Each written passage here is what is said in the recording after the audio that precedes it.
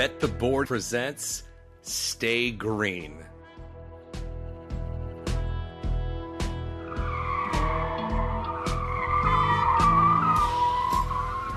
Stay Green is your first stop for all the metrics, matchups, and money-making opportunities at the track each race week.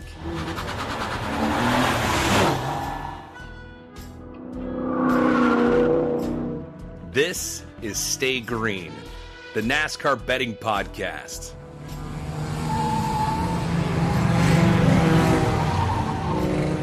Here are your hosts, Todd Fuhrman and racing analyst Chris Werme. Welcome into the Stay Green podcast, part of the Bet the Board podcast network. It's all NASCAR all the time on this very fine program. And for one of the first times this season, NASCAR will head to a track where we have very little track history, the kind of challenges and hopefully opportunities that can provide for us as bettors. More about that a little bit later in the program. I am your host, Todd Fuhrman, joined as always by professional NASCAR bettor, my esteemed colleague and co-host, Chris Werme. And Wormser, Sonoma, I don't know if it was a good race, it was a bad race, but the one thing I can tell you, Kyle Larson had the fastest car, and the fastest car ended up in victory lane. It was the fastest car and the best strategy. And you throw the fastest car, the best strategy, I guess you could sprinkle in the best driver, and you're going to get yourself a race-winning team. And well done. I must say that the strategy definitely played a role, and I was second-guessing my boy Cliff Daniels, and I would have been wrong, and I would have been wrong by a long shot. Couch crew chief Chris Werme remains undefeated in his live racing decisions in terms of how he would instruct teams to go about adopting strategy, whether it's an oval, whether it's Pocono, whether it's a road course. There is nothing that gets through you, Wormser. Nothing that gets through you. But it was great. It was, I guess, kind of entertaining. I think for the first 45 minutes to an hour of watching this race, I was like, "Ooh, boy, am I glad." You even sent me a compliment. Yeah, saying, it was like wow. Bumper cars. I'm going, this sucks. Yeah. I mean, I get the fact that fans that may be new to the sport like it. I prefer to see cars on the track and not see, the first 40 laps, 20 of them run under green flag conditions and 20 of them run under yellow. So, yes, I did give you kudos. We had one of our smaller race cards. It was the reason that we didn't give out an additional race day best bet on Sunday like we had assumed we would. And look, quite frankly, I felt more than happy. We were sitting on the sidelines for that. The one driver that we talked about, and we'll get into stage one and some of our takeaways that we had identified as a little bit undervalued, was Chris Buescher going into the weekend. The price that we gave out on this very same program at plus 220 for a top five, widely available, if not substantially better on race day. And for those degenerates and our lovely, loyal Stay Green listeners, I'm sure they tried to expose themselves to a little bit more Chris Buescher in head-to-head matchups. And if you did that, you pretty much swept the board with Buescher as a dog in every one of his matchups. So good on the 17 for getting us paid with a modest position. But as we move on and look at stage one and kind of recap the race, I think the most overwhelming thing for me, and we talked about it during an elongated practice session as well, JGR, again, for the second time in 3 years. Yes, Martin Truex runs out of gas. They would have been their best finisher by far, but they have to be somewhat disappointed when you look at their quartet of drivers and the finishes they weren't able to get out there in Napa. Yeah, it looks like they missed it coming off of a season last year, a year ago in 2023, where they kind of dominated the race between Truex and Denny Hamlin to kind of unload, I guess, qualifying mediocre, and then to have the issues that they did. I'm telling you, you're back with the squirrels, man. Anything can happen. You might be blowing an engine.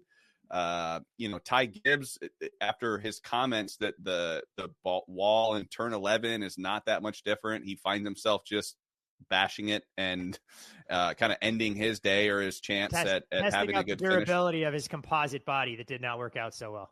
Yeah, and Truex, he got lucky. I guess unlucky to get spun by the 33 early in the race. But those guys that had issues or found themselves in the back were able to go in and get fuel. And then with all the caution, they were able to make it a two-stop race. When they pitted what was essentially outside of their two-stop window, there were so many cautions that ended up being within that two-stop window. So that's why we saw Chris Buescher. We saw Martin Truex Jr. up there. But Truex, I think once he found track position and was on equal tires with Chris Buescher, he was superior. I think that he kind of reeled him in. I think it was like 3.5 seconds back at one point and just slowly picked him off. But, this fuel's tough.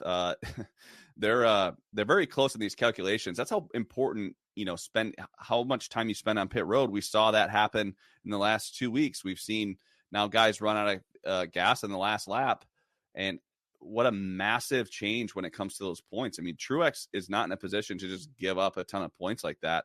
And you see Kyle Busch lose a lot of spots late. You see Ryan Blaney lose spots late. All those guys are without wins. And even though they might feel comfortable with points and the way that they're running, that happens one or two more times, or you have some sort of DNF or a DFL, and you're going to give up a lot of points to the field and could find themselves struggling, or at least maybe some sleepless nights heading into the weeks leading up to the playoffs.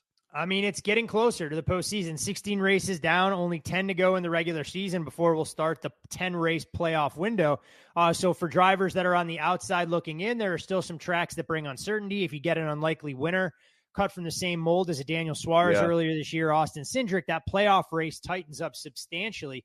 When you look at some of the other takeaways and what you saw there from the repave for the second straight week, and we'll get to Iowa in a moment, anything that you thought you learned from that repave that you think can get applied to an oval that we're going to? Or in your opinion, did you feel like Sonoma, other than the speed that they talked about over and over again on the telecast, both in practice, qualifying, and even on green flag laps, was substantially faster? Did you feel it raced that much differently, given some of the familiar names that we still saw at the top of the board, should Martin Truex have been able to push that thing across with a podium finish?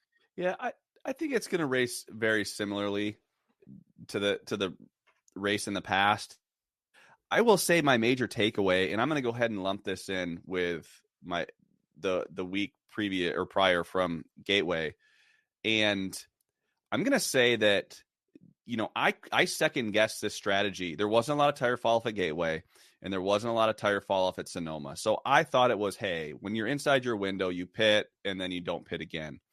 And both Cliff Daniels and Adam Stevens proved me wrong. Now, I know it didn't work out for Chris Bell and Adam Stevens at Gateway, but usually when you pit late like that, it's because you're making lap times towards the end of the run before you pit that don't have as much fall off as everyone else. And so you're not losing as much time to these fresher tires. I didn't think that there was a chance in hell Chris Bell was going to be able to run down Cindric and then Blaney.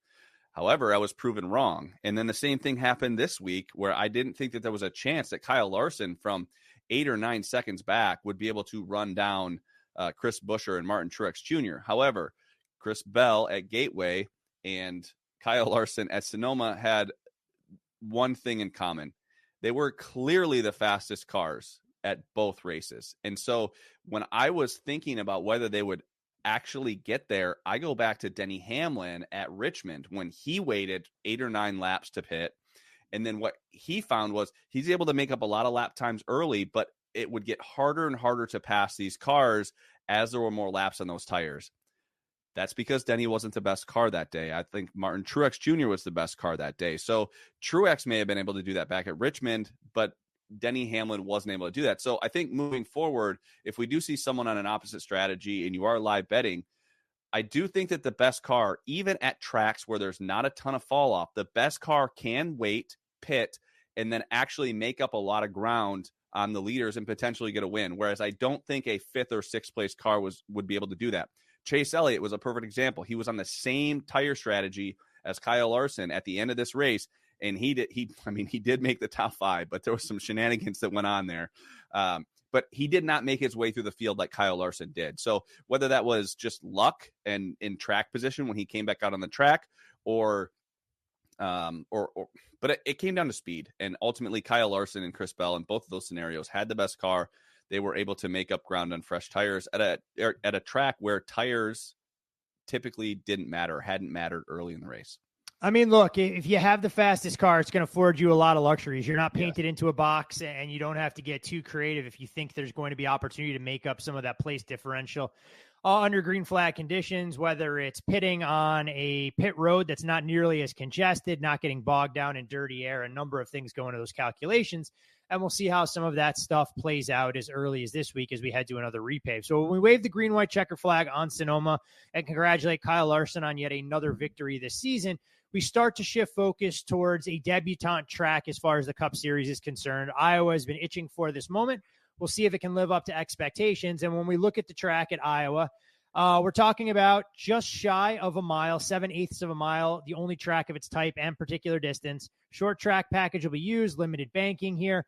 A full repave since the Xfinity drivers competed here back in 2018 and 2019. Chris Bell, back-to-back wins during that stretch. And, when you look at the tire test that was conducted here, Chris Bell, Kyle Larson, and Brad Keselowski all had an opportunity to go out there and see exactly what the track was going to provide.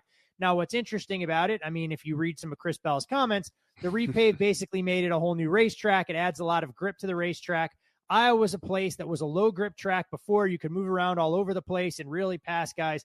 I'm a little bit worried now that the pace is going to be really fast and it's going to be harder to pass, especially in, and this is end quote, nighttime conditions that we'll see on Father's Day.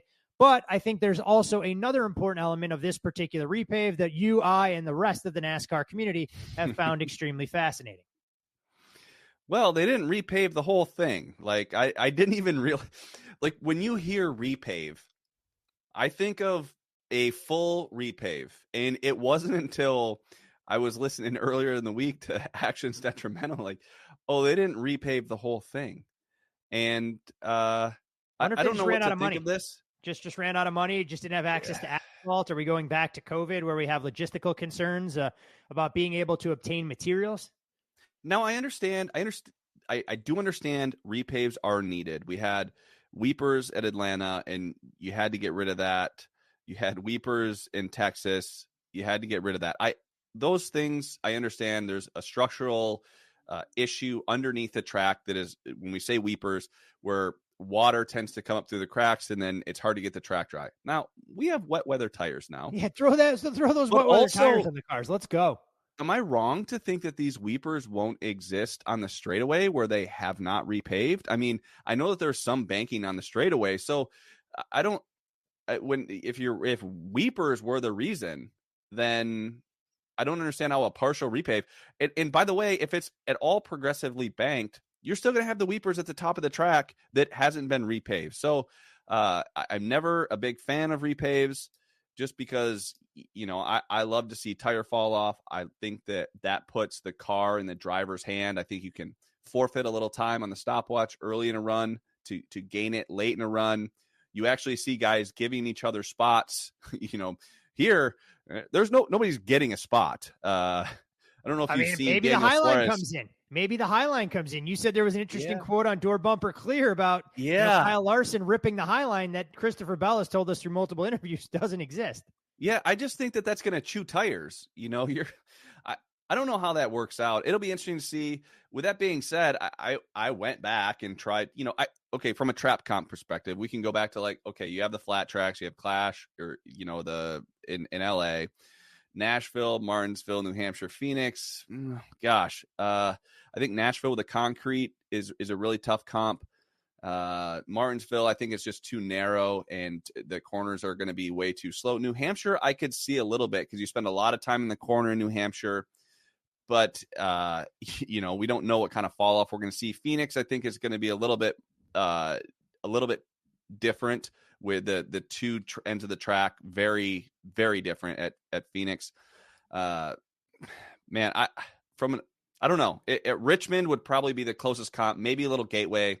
I do know that there will be a lot shifting. I don't know if there would be as much shifting as there was in Gateway, but I do give maybe an edge to some guys that are potentially good at shifting. But until we see cars on track, and I think until we actually see them all racing around together, it's going to be really hard to tell a speed variation in, who to bet on and who to fade. It's going to be a difficult weekend. Or it can be completely wrong and there's going to be fall off and pleasantly surprised at all the passing. Maybe that's a thing. I mean, we will get a 50-minute practice session, much like we had at Sonoma. So you'll see some slightly longer runs in terms of who goes out there in race trim, qualifying trim, to try and see what the long run speed will look like.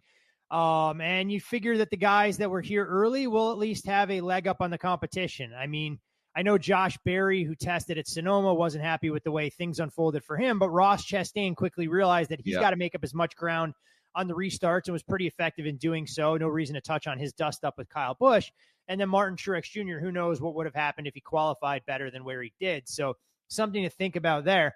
When we begin to look at the odds, as we always do, this is first and foremost a gambling show built in and around NASCAR. So I feel like it's a good spot to go to. Yeah. You look at some of the tier 1 drivers, and there's kind of 3 guys that are shorter than the rest of the field.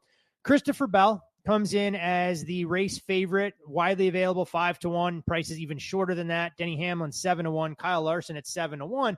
And I know a lot of people are gravitating towards Chris Bell, having won the last 2 iterations of the Xfinity Series. But to your point that you made before we jumped on, the competitive exposure in that particular field, a hell of a lot different than what he's going to see in the Cup race. And the overarching question that I have, I mean, what does Chris Bell have to do when it comes to practice and qualifying for that number to get shorter? I mean, where can this number possibly go from 9-2? What is it, go off at 3-1 like we saw at Loudon? What was it, last year or 2 years ago? Yeah. And Christopher Bell doesn't even go on to win that race despite having the fastest car. Yeah, I think if you decided, because he opened at 6, he's taken obviously some money at that 6-1 price down to this 4.5-1. If your thought process is okay, short track, he was great at Phoenix, short track package, great. I think he was also good at Gateway. Clearly, I don't know if that was just a super fast race car that stayed out in front all day, because we did see that out of 12, and we did see that out of 2, and I do think that 20 was a little bit better than them, but not nearly not nearly as good as he was at Phoenix. So I do see why he's taking some money. However, if you're looking at the fact that he won the last race, which was 2019, I don't know if they went there. Did they go there in 2020? Nope. Okay. COVID year. So, So 2018 and 2019, I think, was the last time that we've been there with any of the major series in that. Well, trucks, but I don't count them. Yeah. Okay. So Chris Bell won in 2019, but I'm not going to hate on the drivers in the field. You are. Series, you are. Go ahead. Chris Bell is 4.5-1. He probably was 2.5-1 at Iowa. So he's 4.5-1. Here was his competition at Iowa. Cole Custer, still in the Xfinity Series. Justin Allgaier, still in the Xfinity Series. Harrison Burton, probably headed back to the Xfinity Series. Zane Smith, struggling in the Cup Series. Noah Gragson, okay, great, but short, flat, high wear tracks, Gregson's not going to be any good anyway. Chase Briscoe, I mean, yeah, he's won in the Cup Series, and he's around. John Hunter Nemechek, Michael Annett, haven't heard that name in a while. And then Austin Cindric. So I don't see the names like Denny Hamlin, Kyle Larson, Ryan Blaney, Joey Logano, William Byron, Martin Truex Jr. Nope. None of those guys around. Brad Keselowski. So I know that Tyler Reddick wasn't that race, but that was not his cup of tea. He's gotten much better. So I just think Bell's pretty short right now. I hope you shouldn't be basing this bet off of his success in the Xfinity Series. When it comes to Denny Hamlin, I don't know. This is about as high as we see Denny on ovals, just in general. He just finds a way. And it might not be early in the race. It might not be in qualifying, but there'll be a point throughout the race on Sunday. There's a good chance. It's like, well, Hamlin is in a good spot here, or Hamlin will get this figured out. There'll be a point where I think he leads a lap. And then, I don't know, Kyle Larson, you could give the North Wilkesboro comparison and say, well, he worked his way up through the field there nicely, but he also had, tires towards the end. I don't know. It'll be interesting to see. I think we're likely to see maybe some 2-tire stops that could be in there. And then, you have the gateway type situation where you just have to be on the right strategy. Because of that, this goes back to something we talked about. I think it was on the last podcast or the podcast before.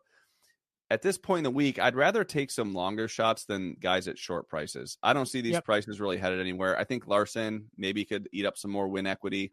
And of course, Hamlin could as well. But we're not going to shy away from betting either one of those guys at 5 or 6-1. So I think there's no reason to jump on on Hamlin or Larson at this point in the week. When we start to look at some of the tier 2 drivers, I mean, a lot of these guys have a pretty good track record of being very fast when it comes to short, flat tracks.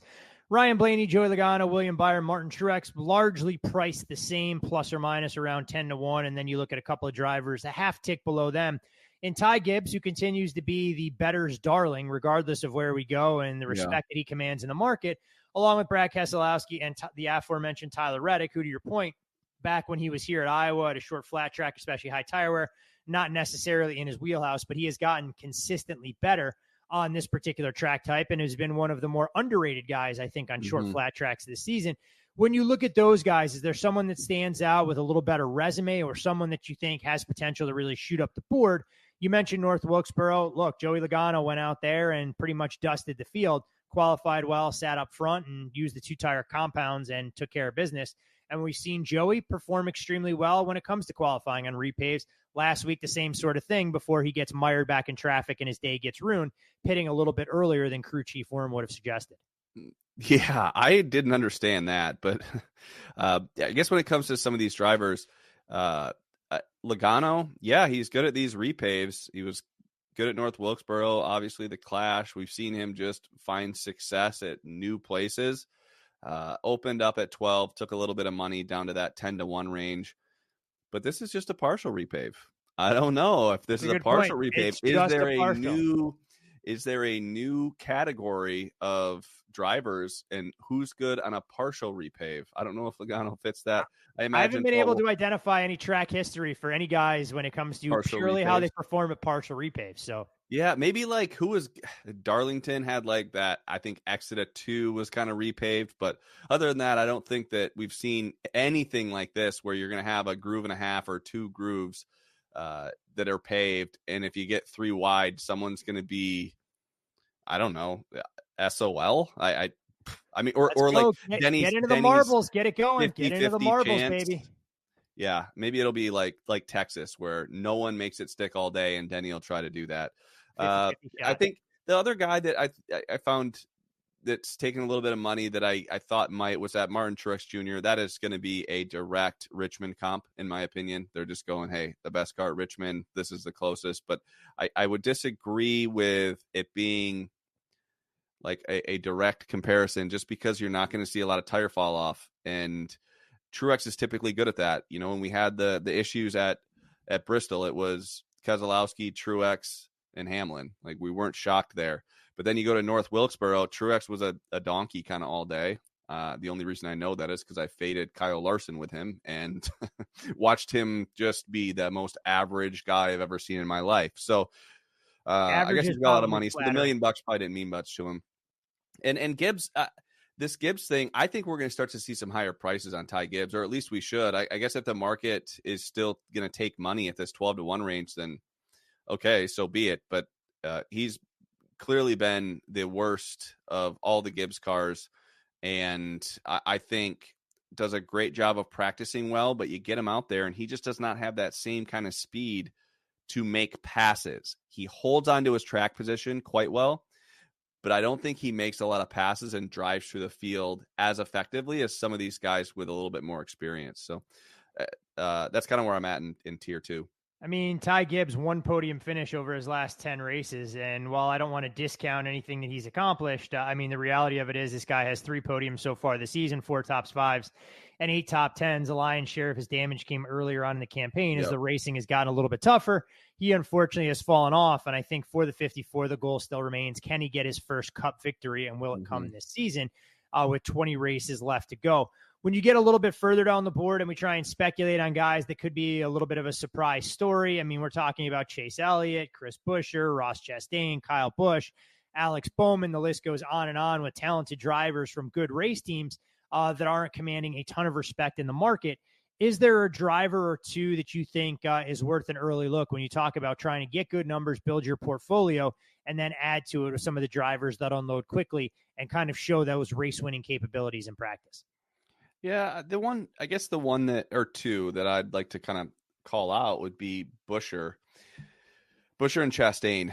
Buescher, to me, I don't know why they have Keselowski is like a shorter favorite than him. it seems like every track where Keselowski has had speed, Buescher has as well. The only time was in Charlotte where you saw a massive difference in, I guess, finishing or average running position. But that's because Buescher had an issue in qualifying, didn't unload super fast. But in race trim, he was damn fast, and he was working his way through the field. I think if we were to see the full 600 miles, potentially we find ourselves with this a Keselowski, Buescher, Darlington type finish where they're vying for the win with maybe Chris Bell or maybe even Larson were to get back up there. So I don't want to discount his run at Charlotte because there was issues on pit road there too. So I do think Buescher at that 20-1 price, he should probably be more priced into that Keselowski. And then Ross Chastain, I don't know if he's just finding speed or whatever. It's just his name starting to come up a little bit more. He's starting to look better in practice. Sonoma hasn't been necessarily a track where he was arguably one of the fastest cars. And we saw that last week. I don't know if this team is hitting on anything. We also have seen Suarez start to qualify a little bit better. So maybe Trackhouse has found something just as an organization. And if that's the case, Ross Chastain has enough talent to go out there and get it done. So actually, we might even have to talk about this in a second when we go to some of the stuff we saw on Twitter. It's all right. Well, we can get into some of that. And I think this is a race that, look, you don't want to be overexposed early on. And, quite frankly, you don't want to put too much stock into what you see in practice without a little bit of track history there. So pricing is always the primary determinant in terms of how we build a race card. And this week will be no different. You can follow Chris on social media at Chris Werme 15. You can follow me on social media as well at Todd Fuhrman. Most importantly for the podcast, at Bet the Board Pod. And as we've reminded you each of the last few weeks, college football season in full force around the home office. Plenty of great college football content around some of the smaller conferences to get things going. For those folks who are waiting for the Blue Bloods, those will start to drop in late June as we get deeper into July. So stage 3 is as we kick things off here. I know you put the question out to the social media community because we didn't really have a topic that we wanted to deep dive into ourselves. And may as well let some of our loyal listeners share what they find fascinating. So pull it up on your social media feed because I know there's no way you mark this stuff down ahead of time, being the consummate co-host that you are, and fire away with any of the potential topics that we wanted to go into with a little bit of dealer's choice here. Well, Connor on Twitter had kind of a fun question I thought we should talk about. No, this question isn't fun. I read Connor's question. There's nothing fun about this. And all of our Stay Green listeners are about to find out why there is zero fun and the full 360 that we've been able to accomplish as NASCAR bettors. But I feel it'll be better when you tell this particular story. So the floor is yours, compadre. Yeah. So Connor said, would love to hear some stories from you and Todd on the glory days of NASCAR betting before the pod was started. And then I thought to myself, well, maybe this could be a good bad beat story. So this actually goes back to Iowa. And I think this has to be our worst beat because they had just changed the rule at the sports book. And it wasn't unilateral application. If you still bet offshore, they honored whoever won at the track. Yep. And if you bet here in Vegas, they had changed the rule. But again, so, I interject. So go ahead. We bet Ross Chastain to win a truck race here at our beloved Iowa. It was either 20-1 or 25-1 for a decent amount of money at that time. I think it might have been higher than that. I honestly think we had some 30-1 at Westgate as part of that portfolio there. And I think it was for us back then, a little bit bigger stake than what we normally won on truck races. It was now a decent chunk, but then it wasn't life-changing money, but felt like it at the time. A 5-figure sport. I remember where I was when I received this. This is one of those "where were you" moments. I remember where I was. I was in Prescott having like a late lunch, and I get a text from you that's like, or a screenshot that says Ross Chastain fails tech, and we bet Ross Chastain at the only place that waits to see if they pass tech before they graded the bet. So here we thought we made all this bag of money. And only to have it kind of snatched from us after the fact. I mean, we didn't even know what to do. This is the first time Westgate had just instituted this. We're going to wait till after tech. So this was the only place where we had bet it. And it was the only place that didn't honor a truck that passed tech. Now, I think that there's a lot of people out there that may think that we have inside information. Like we knew that his truck was a little, no, we don't. No, we have the same information as everyone else. So I mean, it would have been nice last year if we had inside information on Ty Majeski and the slow leaks in the tires, but that's that would have been nice. That is an egregious cheating that someone got away with. And I don't think that one's where they talk about it. That's not one like, hey, this car is really fast or this truck's really fast. It's like, it better be fast because we spent a lot of time cheating to make sure that this was fast. So that was one of the old bad beats that we have. I can think of another bad beat that we had where we were running 1 through 5 at the Roval. And I was going to ask you, this is where you're going to bring it up. And the reason I know this one, because I had just started dating my now wife, or we were pretty close into it, and we're watching it coming around the final turn. She goes, "Who do you need to win?" I go, "We're in pretty good shape right here. I'm pretty confident we're going to be able to cash our ticket." And then lo and behold, full blown chaos. We needed, I remember running 1 through 5 with however many laps to go. And then, 3 guys take each other. It was like Kyle Busch, Brad Keselowski, Kyle Larson, Truex, and Johnson. Like we just needed one of those guys. And lo and behold, Johnson, one of the smartest NASCAR racers of all time, has Chad Knaus in his ear saying, "Hey, we don't need to pass Truex to make the chase or the champ or the next round." And I'm hearing Knaus say this on the radio thinking, "Oh, there's no way Jimmy Johnson's going to dive bomb Martin Truex here at the Roval." I was wrong. Johnson takes out Truex and Blaney skirts the win. Larson comes from, he was out of the play. He was driving with like 2 wheels.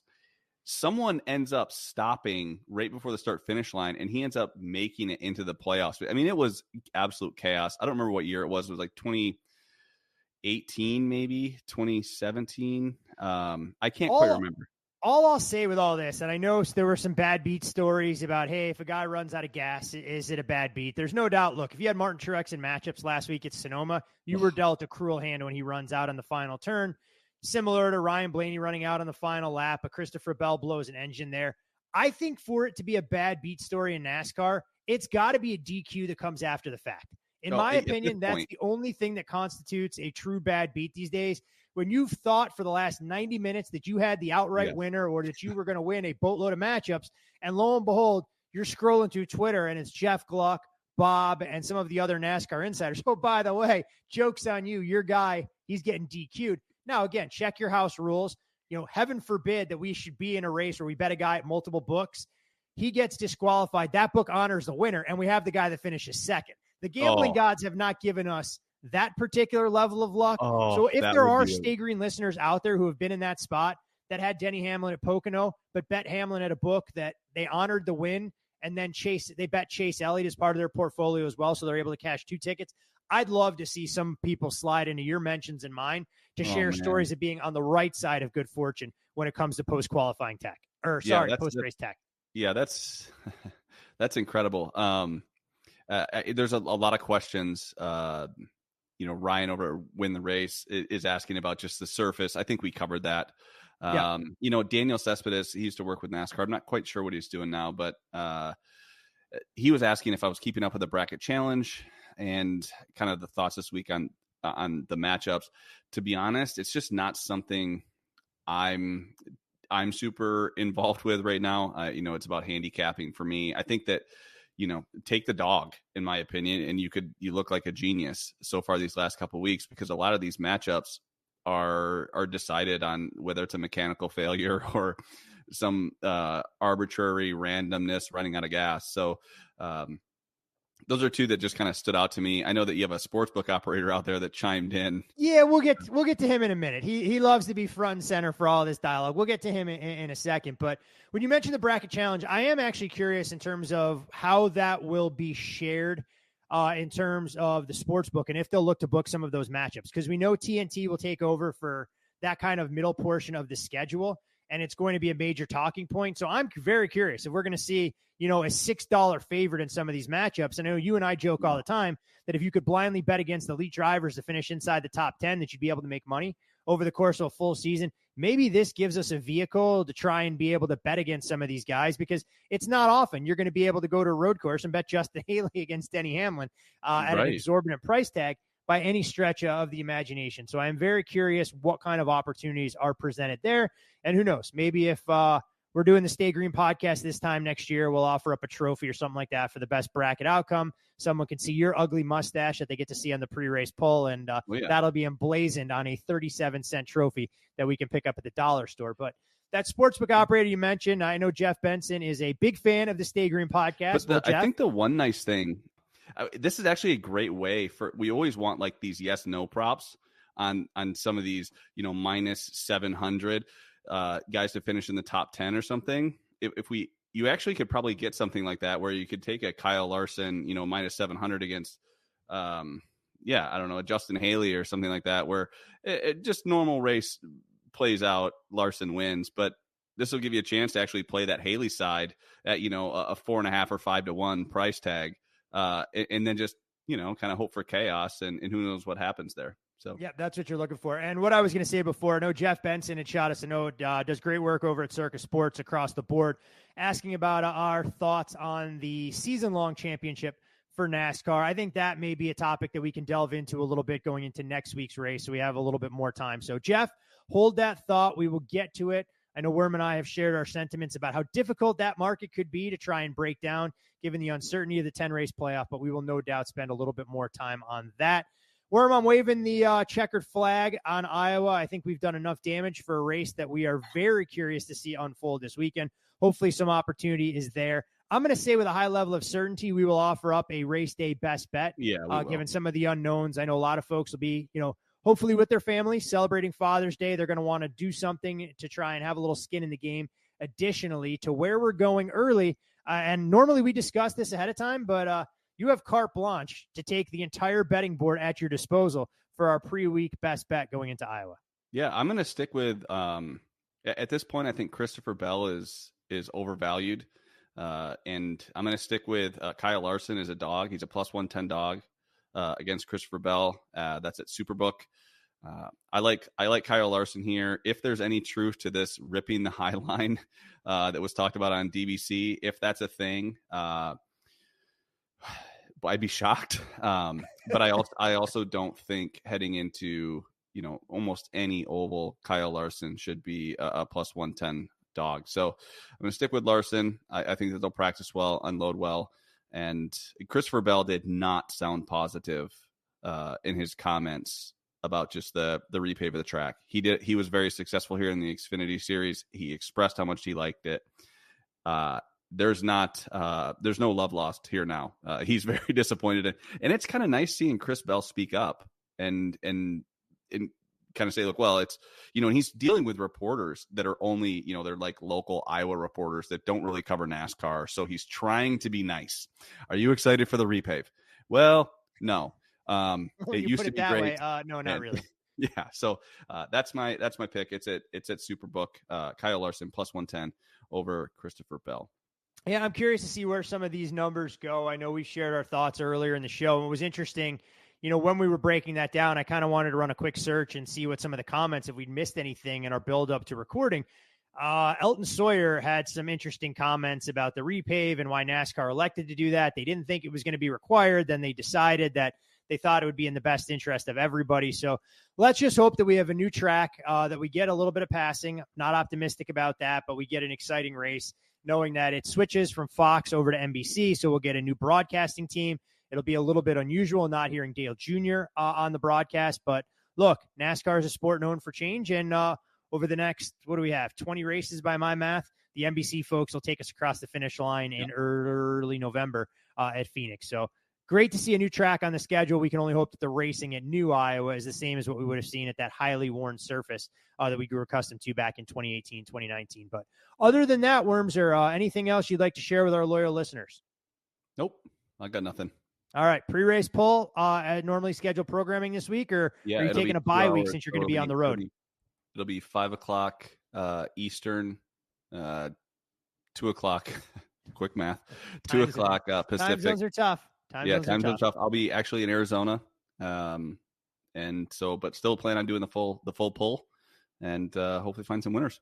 That's the way we will go about it. So remember, we always talk about the importance of practice, even more so this week. Friday night, we'll see cars on the track, 50-minute elongated session. Going to want to try and bake that into some of your projections, your numbers, and most importantly, your investments for the Iowa Corn 350, I think is what it's called. I don't really pay attention to those things, but want to give their shout out to the great folks in Iowa for supporting NASCAR and selling out not just the Cup race, the Xfinity race, but also ARCA as well. So should be a hell of an event. But most importantly, as always, for all of you, our loyal Stay Green listeners, best of luck with wherever your wagers take you. And with a Kyle Larson head-to-head matchup as a slight underdog against Christopher Bell in your pre-week portfolio, we will see you at the window.